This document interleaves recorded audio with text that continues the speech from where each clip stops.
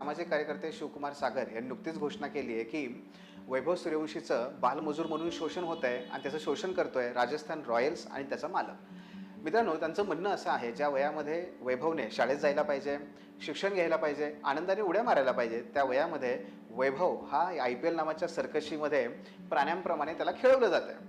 आता याच्यावरती नियम काय सांगतात? ICC असं म्हणते की आम्ही 15 वर्ष पूर्ण झाल्याशिवाय कोणत्याही खेळाडूला मुलाला आंतरराष्ट्रीय स्तरावरती खेळण्याची परवानगी देत नाही। पण हाच वैभव जेव्हा अंडर-19 वर्ल्ड कपमध्ये जेव्हा खेळला तेव्हा त्याचं वय होतं 14 वर्ष। पण ICC म्हणाले, अहो हा अपवाद आहे, याच्याकडे नका लक्ष देऊ। बरं, त्यानंतर ते BCCI कडे गेलो आपण, तर BCCIचं म्हणणं असं आहे, आम्हाला नका विचारू, कारण ज्यावेळेस वैभवने क्रिकेट खेळायला सुरुवात केली राष्ट्रीय स्तरावर तेव्हा तो बिहार क्रिकेट मंडळाकडून खेळला, तेव्हा त्याचं वय होतं 12 वर्ष। तुम्ही त्यांना विचारा। बिहार क्रिकेट मंडळ म्हणतं की हे बघा, भारत सरकारचा बाल मजुरी प्रतिबंधक कायदा 1986 असं सांगतो की जर मुलं ही आर्टिस्ट म्हणून मनोरंजन क्षेत्र आणि स्पोर्ट्समध्ये जर खेळत असतील, आनंद घेत असतील, तर त्याला बालमजुरी तुम्ही म्हणू शकत नाही। मित्रांनो, ही झाली कायद्याची बाब, पण समाजशास्त्र काय म्हणतं?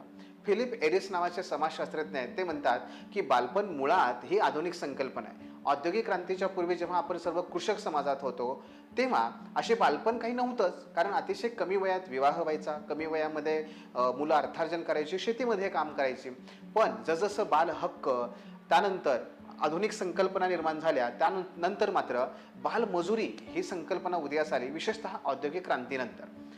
आज वैभवचा आपण विचार केला तर वैभवच्या माध्यमातून वैभव ठीक आहे, तो क्रिकेटची बॅट हातामध्ये घेतोय, त्याने हातामध्ये वीट उचललेली नाहीये, परंतु ज्या पद्धतीने वैभव असेल किंवा एकूणच IPL असेल, या सर्व क्रिकेट प्रकारामुळे आमचे अनेक विद्यार्थी मात्र हातातलं पेन पुस्तक सोडून उद्याचे बालमजूर बनतायत, त्याच्याबद्दल मात्र कुणाचंही दुमत नाहीये। तुम्हाला काय वाटतं की वैभव सूर्यवंशी हा खरंच बालमजूर म्हणून गणना केली पाहिजे का वैभव सूर्यवंशी याचा खेळणं हे केवळ त्याच्या आनंदासाठी आहे?